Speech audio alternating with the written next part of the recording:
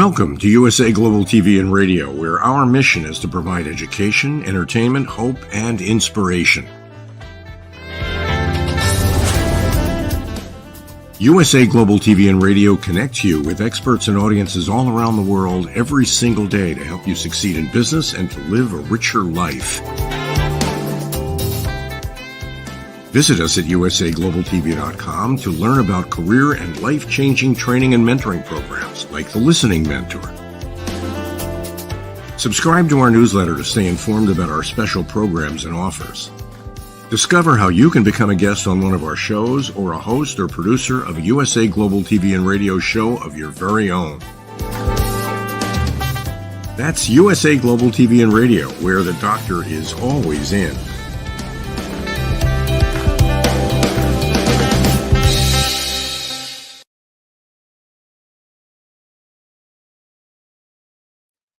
Hello, everyone. A big welcome to all of you out there across the world and across all of our platforms. This is USA Global TV and Radio. I'm Dr. Jacalyn Kerbeck, and our show today is The Listening Mentor. Our topic is Mind Reading Causes Challenges. And joining me is the star of our show, Caroline.heward. She is the Harley Street stress expert. She's a television presenter and an expert correspondent. She's been helping people bust their stress for decades. Let's welcome her as we talk about this subject. Hello, Caroline. Hello. Hi. Hello. So nice to see you today. How is it in chilly London? It is very chilly here where I am, and I have to say, I'll be confessional, I am sitting in a blanket because it's very chilly here. You know, Caroline, it's so interesting. We had a show earlier today. There was somebody in Washington State and someone in the state of Michigan. And people are literally freezing, but they don't seem to be unhappy. I can't stand the cold weather. I'm looking at it's 80 degrees today, I think, and Wow. sunny. I don't know. Do you like the cold weather? No, I don't. What are you doing living in a cold weather area then? Well, I was born in England, and I've not really kind of gone very far from it, really. I've gone to different places in England, and I'm now in the northern part of the city, which is colder. But I have to say that I've been a bit wedded to my country, if you know what I mean. Yeah, that makes sense. You know, something else that I found before we get into our topic is that the electricity prices are so high over there that many people are literally foregoing using electricity. They're literally sitting with blankets and gloves and long johns. And what do you think is going on? Well, obviously, the cost of living crisis is global. And for countries like the UK, that is, subject to very cold temperatures and having very cold snaps of ice and, very low degrees of temperature, then some people don't have the money, to keep warm. And there is a constant conversation about they either heat or eat. They can't do both. So it is a topic and a cliche in the news from the politicians. I must admit that I'm making sure that I stay warm, but at the same time, I'm keeping the bills low by using low energy electricity and not having the heating on all day, and just being a little bit, sort of considered about the rooms that I heat up. But yeah, it is a problem for many people, especially in the colder parts of the country, to keep warm because it is pretty chilly. Absolutely. Well, stay warm, keep that blanket close to you. And as you were talking about the weather and the condition, the chill, sometimes that can flow into a relationship, and there can be obstacles that people don't understand what they are because of the communication gap or lack of communication. And I really feel that mind reading falls into this area, that when we start reading someone's mind, what can come back is twice as much negativity or feelings of inadequacy, confusion, lower vibration energies. So how do you compare mind reading to the weather? Well, that's a very interesting question, Dr. Jacalyn. Mind reading and the weather. Well, we can judge and I think I'm going to use that word very loosely, we can judge what somebody's reaction is going to be because of the weather, that they might not want to come out to play, they might not want to do something. And then there's other people that are constantly out in the weather, it doesn't matter what it is. And so when we mind read and we think, oh, we won't invite somebody out for dinner or go out and do something because they will not feel comfortable with the cold, or, oh, I'll just stay in the warm. And so that's when we can mind read with the weather having an effect on what invitations we send out, what we do, and how we interact with others. Great answer. Thank you. What I found is whether it's in a professional environment or a personal environment, I know I absolutely am guilty of mind reading, especially when you don't hear from someone. So maybe it's a client, or you had a good rapport. Maybe you went to a networking event and you really connected. And there's always some kind of follow-up. Hey, let's get together. Let's have a call. Let's have dinner. And you really think the person's interested, or you're in a relationship with someone. Yeah, can I call you back in about 20 minutes? 2 days later, like, hello, there's no call. And we start thinking all these things. And what I found is, most of the time, I can't put a percentage to it. It is nothing like what I think. It's just the person didn't feel like talking. They were busy. They were doing something else. And they put me in a little box and said, yeah, I'll get you later. It's so true. And in relationships, particularly, whether it's a professional relationship or indeed a personal relationship or a friendship, and even family, if we're expecting someone to come back and they don't. I mean, I used to get very caught up by people saying, I'll speak later. And so I'm waiting for them to call later, and then the later doesn't arise. And it's a cliche that people use. I'll call you later just means, next time. But the next time didn't mean in half an hour, or a couple of hours, or later on in the day. It just meant later as another time. And I used to get very upset because I was waiting for a call and they didn't call back. And so this is really powerful when we are met with silence. How do we respond to silence? I must admit, if I'm in a relationship, an intimate relationship, I hate silences because I always feel, is everything all right? Have I done something wrong? And when there's that silence where we're expecting to meet up and then I don't hear from them, I'm not sure, well, do I clear my diary for the day that they're suggesting that we'll meet up, or do I just carry on? And so, yes, I don't particularly like silences in personal relationships. In professional relationships, I just think perhaps they got caught up. But it does catch me in personal relationships where I sort of do feel, well, I wonder what's wrong. And I sort of get upset. And then there's times when I get worried. And I'll give you one, for instance. Very recently, one of my friends, dear friends that I've known for over a couple of decades now, I've been staying with her while I've been in London on my training courses. And I didn't hear back from her, and I just wasn't sure. And I knew that she'd been in hospital, and I knew that she was looking after somebody that was elderly.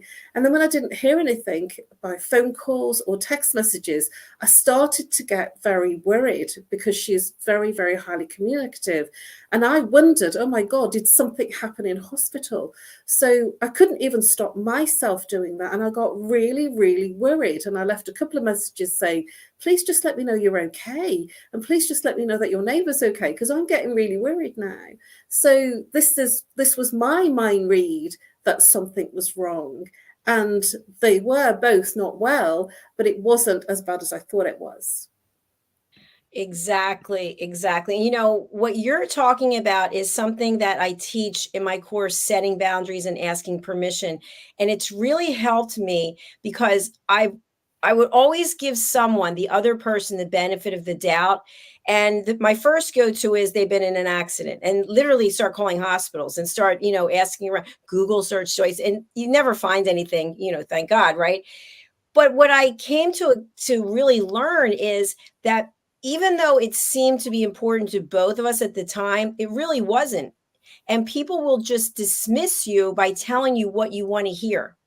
And instead of setting a boundary and saying, Dr. Jacalyn, I enjoyed this conversation, but it's not going to go any further. I'd really respect that. That would really mean a lot, as opposed to we need to do this, we need to do that. And I might say, well, can you elaborate? No, I'm not feeling it. It's just, okay, that's acceptable. So now what I'm doing as a result of so many changes, so many people coming in and out, I just say to myself, I expect the worst. My father used to say that, expect the worst and the rest will take care of itself. So even though someone's made a commitment to do something, in my mind, I'm saying they're probably not going to do it. So when you were talking about your day, I'm going to plan my day as though they're not going to do it. And if they decide that they are, well, then they should have shown up before. They could have let me know. They could have raised their hand and said, hey, I disappeared for a couple of days, but I am still going to get together with you on XYZ. And if not, then they have to schedule something else, because time is valuable. It's very powerful, because this mind reading that we do, and we're all human, and we do it. It doesn't matter how much training that you've done. Even I do it. So, and I've done decades of training, so we all do it. It causes an inner anxiety, and it's our humanness that does that. And that inner anxiety is that we're thinking all sorts of things which are not actually true for that situation. But because we're thinking them, we're starting to get worried, and we're starting to get anxious and experiencing not great feelings inside, very much a case of, not being aware. And it will cause, the anxiousness causes a stress reaction in our body, in what we eat, how we're feeling. And so it's really, really unhealthy. And it's because we're mind reading, we're thinking all sorts of things without actually knowing for sure what's really going on. When I start to think things, I immediately go to a message, a text, a voice message, or something to reach out to say, please just tell me that you're okay, because I'm starting to get worried. And if I don't hear something, then I am starting to feel worried, and I'm thinking, am I being silly? But, this is our humanness, because we care genuinely inside. Our heart cares for another soul. And so if we're close to somebody, we don't want to think that something's happened to them, but we can't help it if we don't hear back. And these are close friendships, relationships, that we may feel like that. And I certainly felt like that very recently with my friend. And she'd actually been very ill and in bed, and had not been able to respond to anything because she'd been very poorly. So I was right, but I was thinking she may still be in the hospital, which was a different situation. And it wasn't as bad as I thought it was. But at the same time, I was starting to feel very anxious. And it's acceptable, because it's our humanness that feels those experiences and those emotions and challenges. Thanks for sharing your personal story. I appreciate it. I do have just a comment, because the same kind of thing has happened to me. I have decided that if someone really cares about me, why would they want me to be worrying about them? If I'm reaching out to them saying, are you okay? Are you okay? Now, I've said this before, and I really mean this, because people have said this to me. Hey, I'm sorry I didn't get back to you for a week because I was sick. Okay, let me see if I understand this. You're running a business, you work somewhere. Did you call anybody? Did you text anyone? Did you send an email? Is there anyone who knew that you were sick? Well, yeah. Did you have any work calls? I actually did. Okay.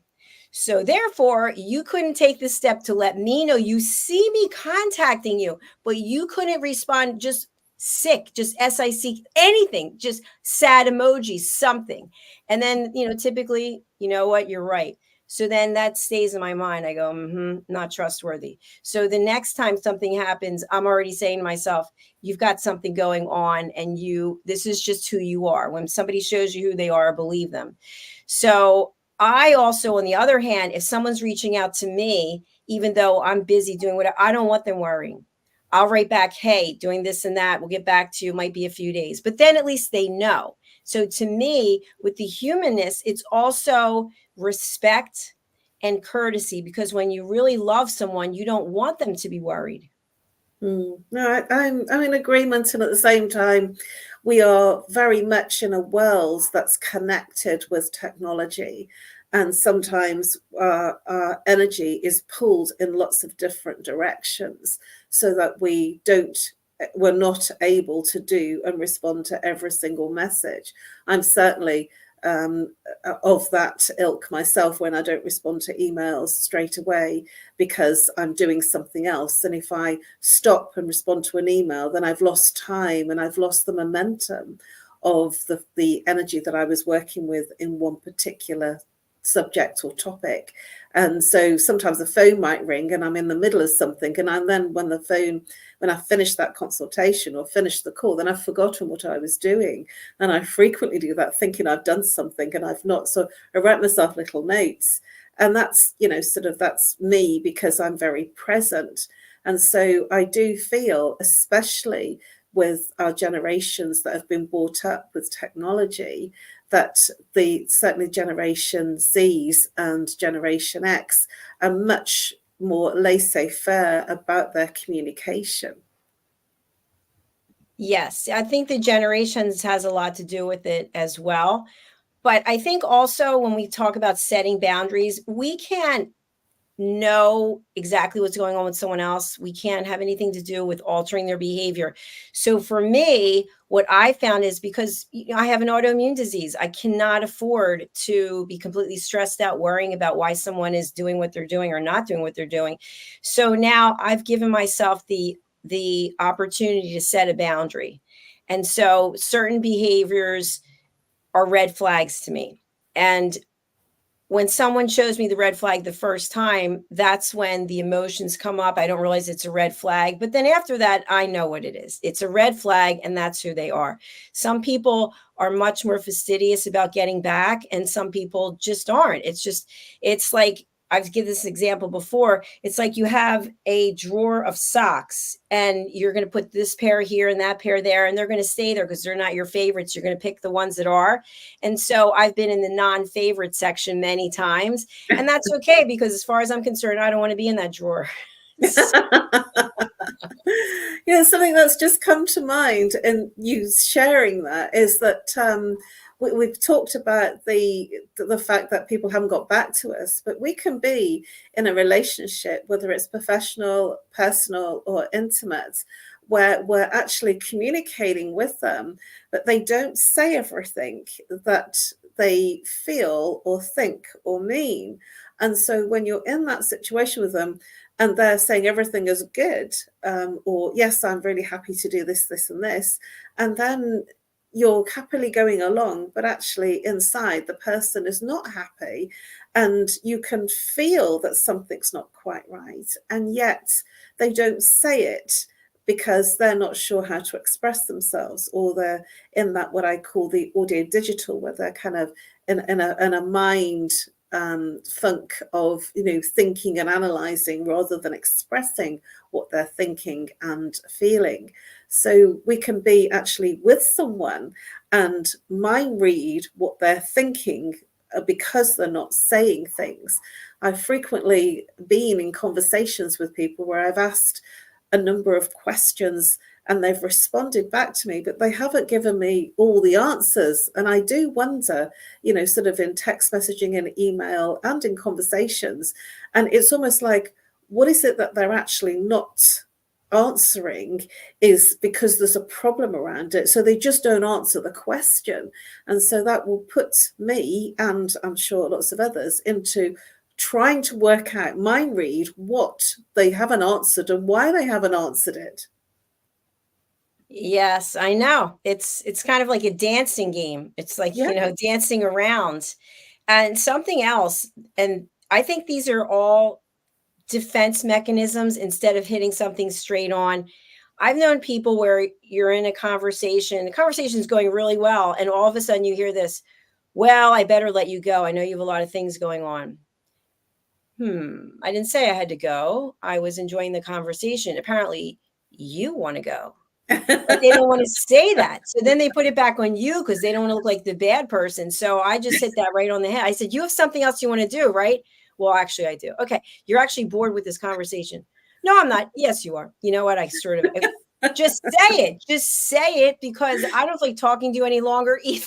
So That's just, I can imagine that happening.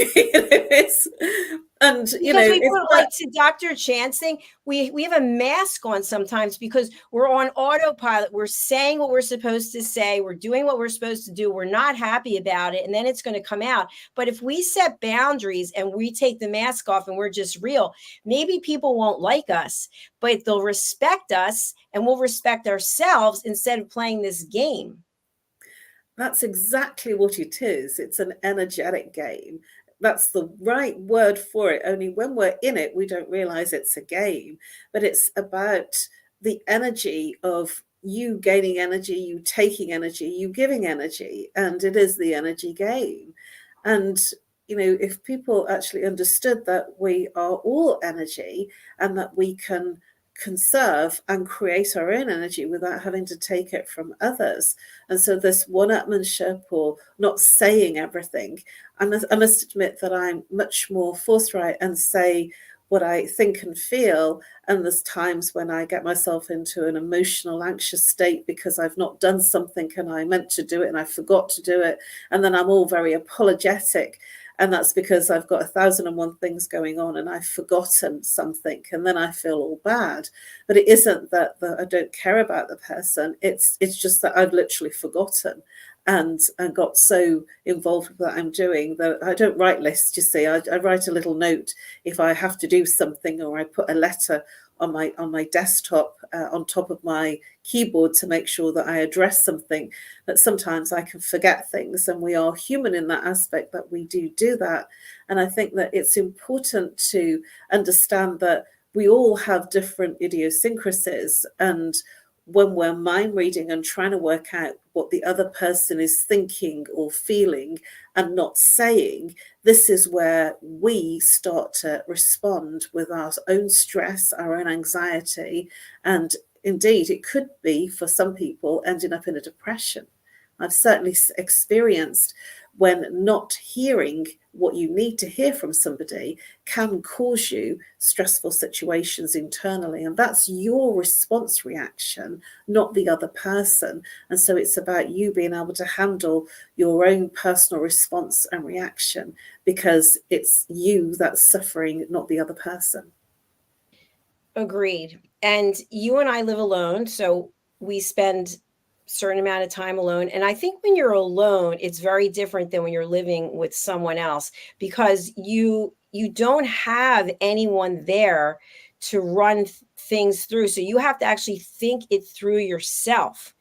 And when you're in a relationship, let's say, and you live with the person or you see them every day, a lot of times those feelings can get pushed aside because something else has come up. But when you're by yourself, you're literally sitting there with it.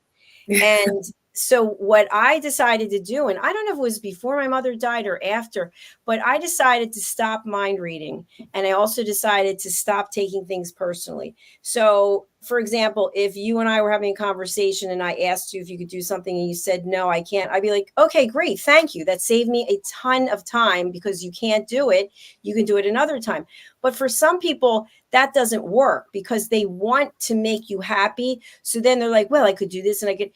It's okay. It's okay to say what you need when you need it. And I wish more people would do that in a respectful way. To me, that goes back to setting boundaries. But instead, we yes everything. Yes, I can do that. Yes, I can. And it's not possible and with good mental health, I should say. So to me, when we think about mind reading, I just think of chaos, negative energy, and going someplace that I don't want to go, that I've been so many times, and that road is closed down now. Well, we're looking at the negative side, but we could be thinking about the positive side too.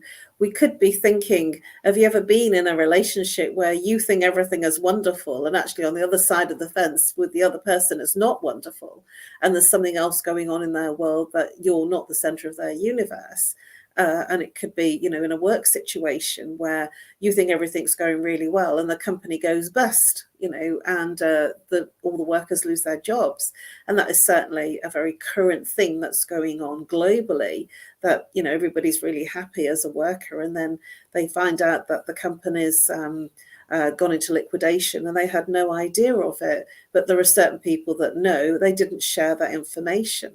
So there are negatives as well as positives. I've certainly seen, you recommended me to watch a movie on Netflix, which was, I think it was called The Surgeon. And it was actually about a surgeon that was in holiday romances and getting married to several people. And he was the best thing and everything to each person. And yet he was not with one person, he was with a number of people. And everybody was feeling everything was wonderful. So you can have the positive side and everything's really good from your perspective. And we're mind reading that they're the only person in your life. And yet there's other things going on. So it can be in the positive as well as the negative. And it's really about how we handle what I would say is the truth.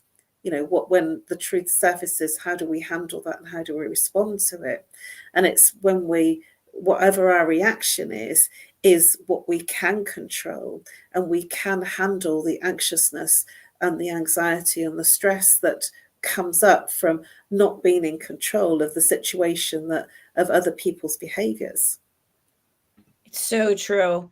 And, I don't know if this is a generational thing or male versus female or something, but to me, let's say, I'm going to give a completely off the whatever example. Let's say someone asks you out for a date, right? You've had some conversations with the person and you make a date for a week from now. The old me would be thinking, okay, this guy's going to text me, call me, email me, send me something. Like he's gonna like dance the dance and walk the walk before we have the date. And then what I find is there's nothing. It's like, yeah, I'm gonna pick you up in 20 minutes. You ready? Wait a minute. And so true. Right. But what they're missing out on, and this can be in any kind of relationship, it's that intimacy of getting to know each other. So when you finally do have whatever that is, that meeting, you've built this relationship, as opposed to, okay, love to take you out, nothing, pick you up 20 minutes, 2 hours later, you're like, oh, boring, because there was no connection that was built. And to me, that's also mind reading. Why isn't he calling? Why isn't he texting? Why isn't he? I remember when, as women, we have our girlfriends, and I would be with my girlfriends chatting. We used to chat with my dad all the time about guys.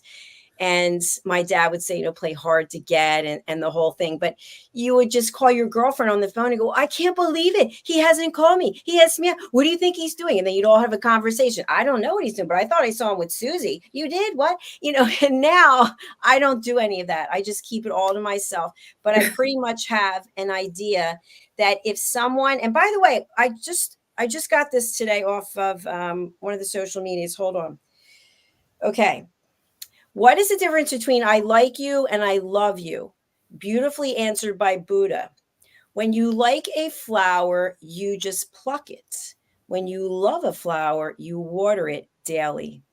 One who understands this understands life. And isn't that true? Oh, I love that. That's a beautiful quote, because it's so true that people will pick it if they like it because they want to, relish it. That if you really do love something, then you will nurture it. And as you can attest, you have seen a lot of my plants. I have 30 plants in my home that I moved from London to here, and I nurture them. And, my neighbours saw all these plants going up in the windows, and they're still there 7.5 months later, and they're growing. I'm having to move them around because they're too big for some of the windowsills. And so I'm nurturing them. And that's so true, because I love them. And so I am nurturing them, feeding them with water, talking to them and saying, oh, don't you look big today? It's my... You're a big boy, aren't you?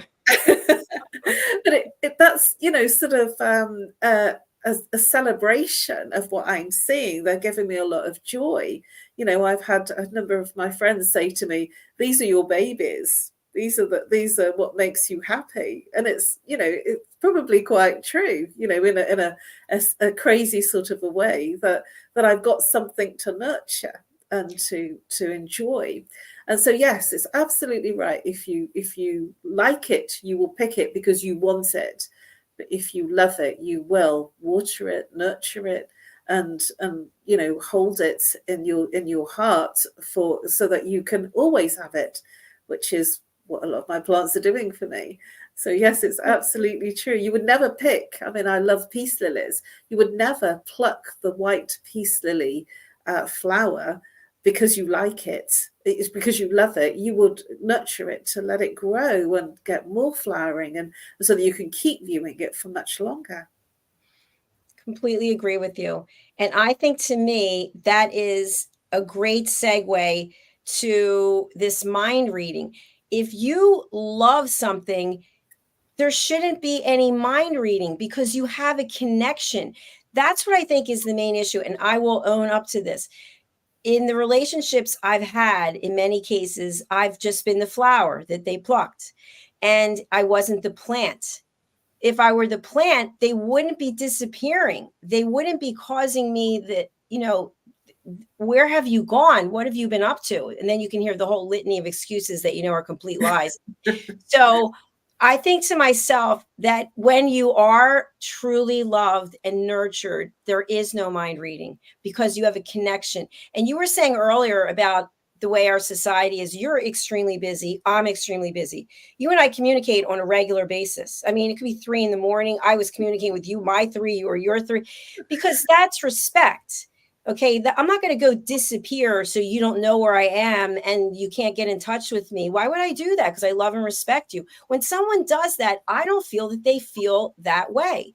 So to me, that's a red flag that I can make all kinds of excuses about. If you are sick, and I'm not saying anything about your example, but we have these devices, right? We have them. We're calling a doctor. We're getting medicated, whatever it is.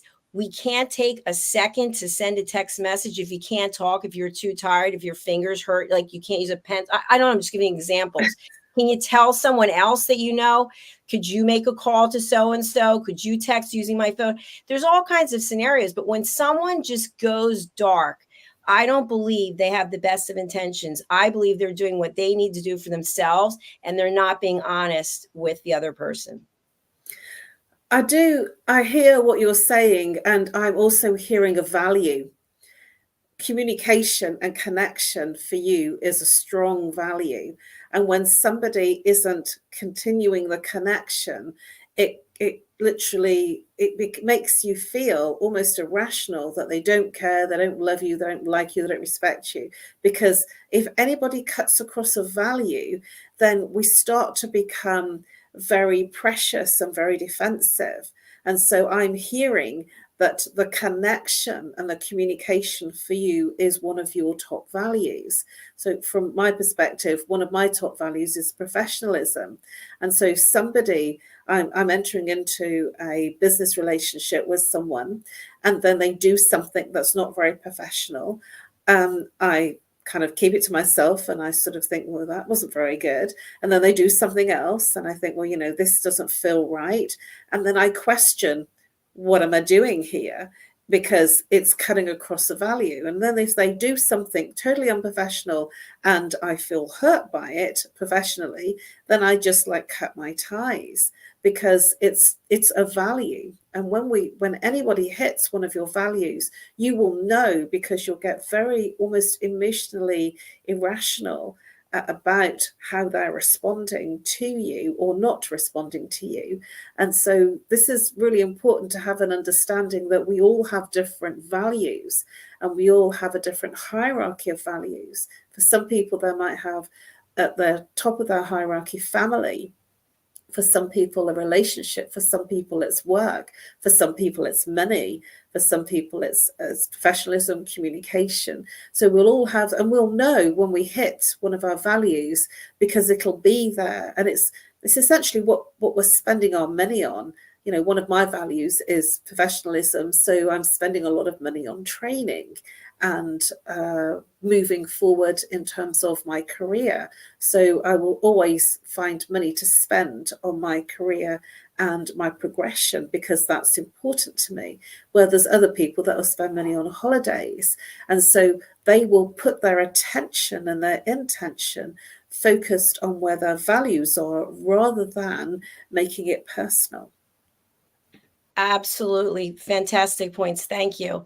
So, based on what you just shared, you know that my value is communication, yours is professionalism. So, if you were in a relationship with someone, whether it's a friendship, a business relationship, and you expressed them, if I said, Caroline, communication is really important with me. So, if you can just be upfront and just communicate more as opposed to less, and you say, you know what, I understand, I'm going to do that. And then you do the exact opposite. And then I ask you again, did you understand? Do you have any questions about what I mean for communication? You say, no, I've got it. What does that mean? Well, this is where we're stepping into the place almost of egos, where we're needing something to be right in our way, and the other person has been right in their way. And so it's not wrong or right, it's that different people have a different hierarchy of values. So nobody's right and nobody's wrong.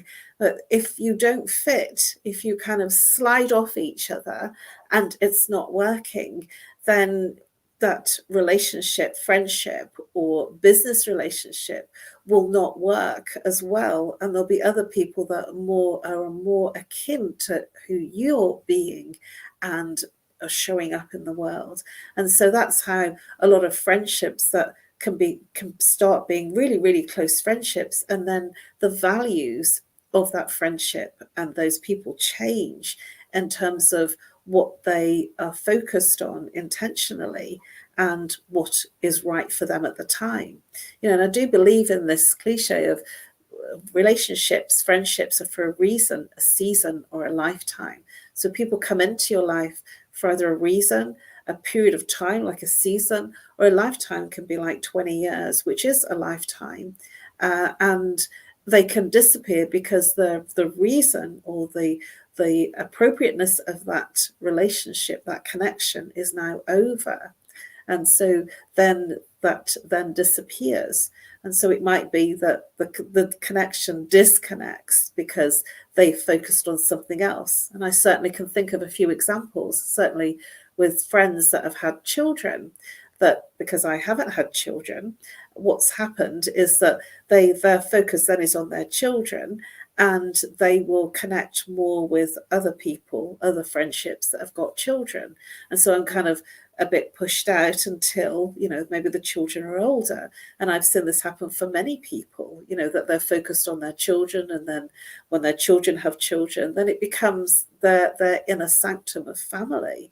And it isn't anything that I did wrong. It's just that their focus and their attention is in a different place.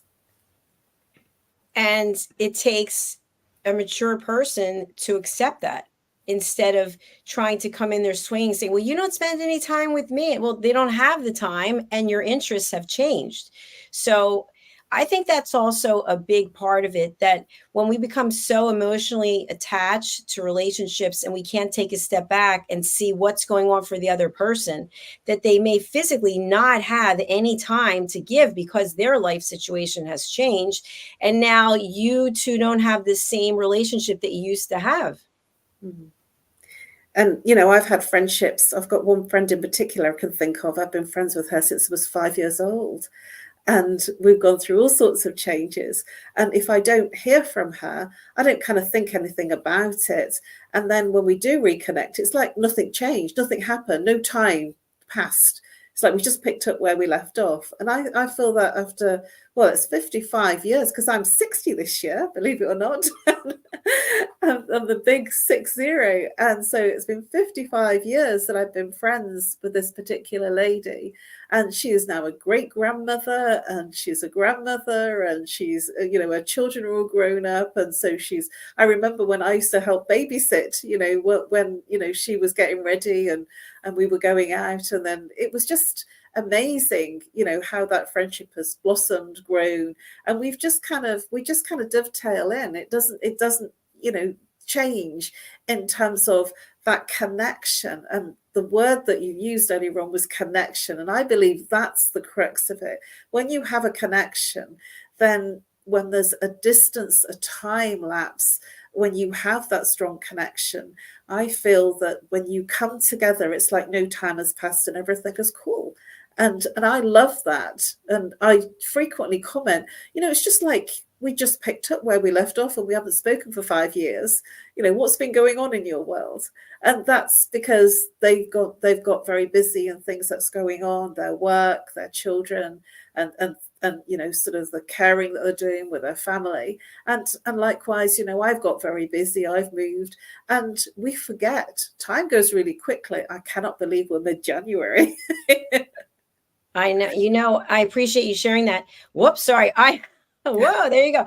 I have a lifelong friend as well. And there's communication without expectation. So we don't live in the same state anymore. We get to see each other maybe 3 or 4 times a year. And there's no like, you didn't call, no, it's kind of just like, wow, I'm super excited that we're going to get together. And it's as though nothing's happened and there's no animosity. There's no lower vibrational feelings. Now, that being said, how would you feel if you were in a romantic relationship with someone and it was the same thing? So let's say it's someone that you see once every week or once a month or something, and then they kind of just disappear. You don't have those same feelings, do you? Because there is an expectation that they're going to be around. That's very different. And I've certainly had that situation where there's a complete silence and you don't know what's going on in their world. And our humanness thinks, well, what did I do wrong? And then when I look through, well, did I do something? Did I say something wrong? Did I, what have I done? And when I've gone through that, sometimes I can get back to a place in myself to say, well, it's nothing about me. I have done nothing wrong. Nothing's changed about me. Something's happened in their world. And that's a cliche that I use. It's something that's gone different in their world that they're preoccupied about. And it's not something to do with me. It's taken me many years to get to that place of not thinking it was something to do with me and understanding that they just got caught up with something else. They could have been ill. They could have been in a situation, a family situation where, somebody's died, for instance, and they've not shared it. I am guilty of that when, I've had bereavements. I've literally completely shut down and can't respond to people because I go insular. And I don't feel it's as easy to come out and say, that somebody very close has died. Because it takes me time and I need to be with my own emotions. And if people send comments, I find it really difficult to read them because I'm too upset. So but we're all different and we have to be, I feel respectful that as humans, we are different and we all have our different ways of showing up and responding and being. And it's about understanding how much and how important that other person is to us and our world. And it is, I feel, comes all the way down to connection. If you have a good connection with someone and you don't hear from them, you then don't mind read in the same way as you would if the connection isn't there. And I feel that when you look at connection, it's about trust, integrity, honesty. It's about feeling that that person is a safe person to be with. Yes, completely agree. And we're out of time, but what I also wanted to just comment on what you said is that both people have to be on the same page. So if not speaking for a certain amount of time is okay, in your book, it might not be okay in the other person. So you have to have that agreement. And again, that comes back to setting boundaries. What are the boundaries of the relationship? And what are the boundaries for you personally of what you can accept and what you can't? And if it's a situation where you have shared repeatedly with the other person that this is my boundary and this is what I need, and they continuously do the same thing they were doing, it doesn't seem like it's a good fit, because then you're spending more time being upset and mind reading than you were if it was a really good connection. I so agree with you. And we are both baby boomers. And I have spoken to a number of millennials and Gen X's, and they have a really different view about communication. And What are their thoughts? sorry? What are their thoughts? Our workforce now, we have a lot of baby boomers that are aging out. I mean, I'm 60 and I was born in 64, so I'm the last of the baby boomers. But, sort of there is a lot of baby boomers in the workforce, and they're high on telephone calls and communication. Communication is one of the big things, because we would call round. We wouldn't use a mobile. We would just call round. We were very interactive. Whereas the millennials and Gen Zs and Gen Xs are not. They're very much in their screen. And I had a conversation very recently with someone that was 30 years old. She was a customer service person. And I was having this conversation with her, and she said she's okay with the telephone because that's what she does in her work. But there are many people that are of her age that don't like picking up the phone and have a social anxiety because they were brought up with technology. And so they have a social anxiety about face-to-face connecting and conversing, and also connecting and conversing by text, because they hide behind a screen in different platforms, and it makes them feel very uncomfortable. So can you imagine in the workforce, the millennials and the Gen X's and the baby boomers were all looking and wanting different levels and types of communication, and the problems that that can cause in a business relationship capacity. Absolutely. I see it all the time. I see many young people, high school, and I don't even know if high school is Gen Z or some other generation, but that generation, Gen Z, the attention span is different than at our age. I'll be 61, my dear. I think 2 weeks before you, or a week before you. I forget. Oh, are you April 6th? April 26th. And I'm March 26th, or a month apart. But communication in our generation is vitally important. And so I would expect my communication style and level with you to be very different than it would be with someone from a younger generation. Yeah, and it's only been recently that I have really started to look at this and ask questions, because I'm naturally curious and I'm naturally questioning. I am a questioner. One of life's questions is, well, why are they responding like that? Why are they not communicating? Why is it that they're not picking up the phone? And rather than start to get very angry and upset, which is our natural, and we can do that if we're in a situation, I start asking questions. Well, why is that person not picking up the phone? Why is that person only texting? And it's because it's what they were brought up with. And, to actually have those conversations with somebody that's half my age, it's quite insightful. That I am fascinated by human behaviors and how we interact with our young people. I generally am very, very good with young people, but recently I've had some challenges because I didn't understand they had social anxiety about picking up the phone. And that's been incredibly rewardingly insightful for me, because now I have a different level of sensitivity and compassion for that person. That makes a lot of sense. And I think what you just said, compassion, is really the key word. Yesterday, I was at a workout, I'm not going to say where, and there were 5 or 6 young people. I want to say high school, maybe last year of high school. And they wanted to be together. So they asked me if I could move so that they could use my whatever this workout equipment was. And I thought, I don't think this is a good idea because I take it very seriously. And I know that you can get hurt if you're not paying attention to what you're doing. But I said, okay, I'll move over. So I moved over, and then the person next to me was just joking around. I mean, the class, it's very hard, and you have to be serious because it's your body, your temple, right? One false move, you could break a leg, fall, hit, or whatever. And this person was not taking it seriously, was trying to be a show off and couldn't do the work. And I found myself sort of tensing up because the person was right next to me. And so I couldn't be distracted. I was being distracted. And I said to myself, that's someone's child. That's someone's child. That someone matters. They're obviously they can't do the work because they're not putting their mind into it. So they're showing off to their friends, which is something in and of itself. So I found compassion for the person. And I thought, this person is choosing to act this way, maybe because of this person's age. I don't know, but I wasn't going to judge the person. And I just gave them compassion. And as much as I could, I looked straight in the mirror and did the work that I needed to do without worrying about what that person was doing.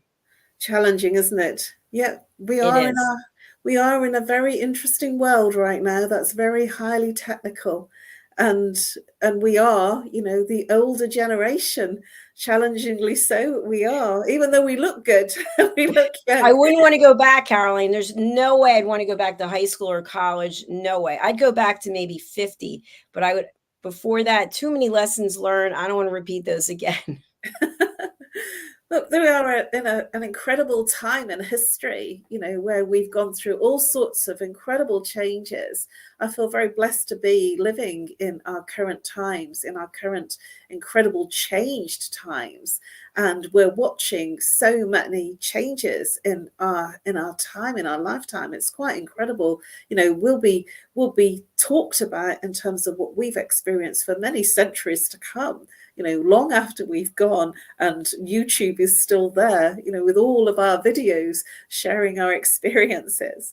We are in an incredible time to be human in our world right now. And it is about, I feel, as we've been saying, to step into a place of compassion for yourself and for the other person, because then you become more peaceful.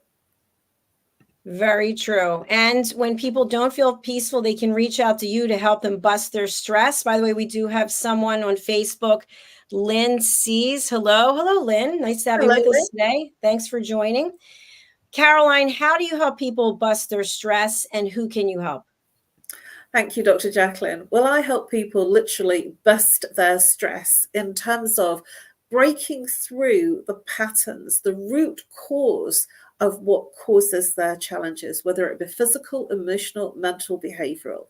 And when I mean behavioral, it's if we're complaining about a relationship, a member of family, a friendship, it's whatever we're complaining about is our reaction to something that's not working for us. If it's physical ache and pain.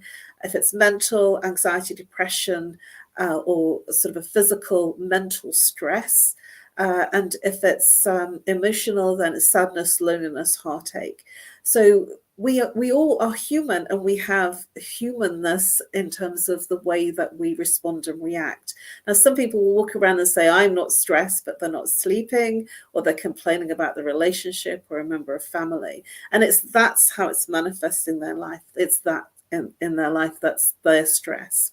And I help people using root cause therapy and chakra psychology, how the mind and body connects and what happens to the person physically, emotionally, mentally, behaviorally when there's an imbalance. And the imbalance is the symptom or the thing they're complaining about.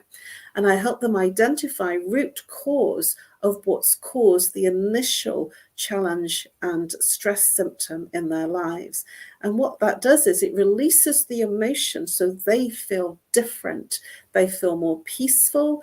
And then it's almost like there's a light bulb moment, a aha moment, where everything just melts and they feel different. Or for a free 15-minute consultation and an introductory hour price for a bigger consultation where you will be able to break through more symptoms and I'm offering that at £49 now, and the free 15 minutes is part of that hour. So it's an hour with me, but 15 minutes is free, and it's a really, really incredible offer to really bust your stress and work through and obliterate everything that's causing your stress. So you can reach me on nomorestress at live.co.uk, or call me international +44 if you're local 07523 120 189. You can follow me on Facebook and LinkedIn, and I post a lot of these videos and broadcast live on LinkedIn and Facebook. Please connect with me. I'd love to help you bust your stress. Bust your stress. Yes. Thank you so much, Caroline. I hope you have a beautiful rest of your evening, and thanks for being here today. Thank you. It's always an honor. Thank you so much. Thank you. Bye-bye. Bye-bye. Thank you, everyone, whether you're watching or listening on one of our television platforms or one of our podcast destinations. Please do subscribe to our YouTube channel, USA Global TV and Radio. There you can find all the playlists of all the shows that we have. We've got over 40 different shows per week. If you're interested in being a guest on any of our shows, you can go over to our website, usaglobaltv.com, go to book your session, read the information that we have there, the offerings, and then scroll down and find a show that fits in with your topic and also with your time zone. All time zones on our website are in Eastern time. So if you are in London, like Caroline, you would add 5 hours to that. And wherever you are in the world, obviously you can look it up and do the conversion. So we are saying goodbye for right now. Our next show is coming up. It is the Perfect Podcast Show. You can see us on all of these different platforms. You can also hear us on these platforms at the bottom here. Thank you again, and over to our sponsors. Hi, my name is Zane Carson Caruth, and I'm the author of this book, The World's First Tooth Fairy Ever.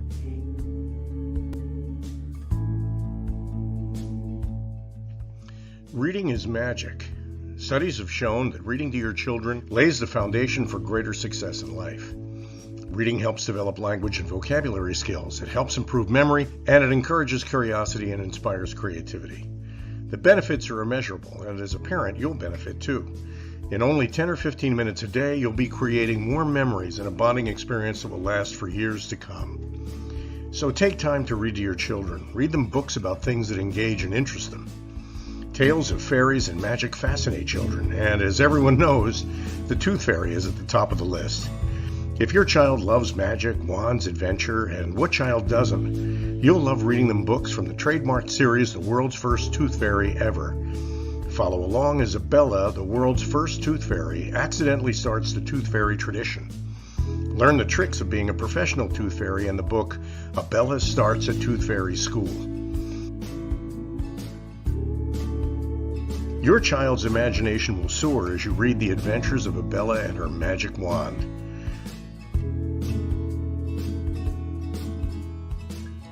These wonderful books are available at worldsfirsttoothfairy.com and at Amazon, Barnes & Noble, and Walmart.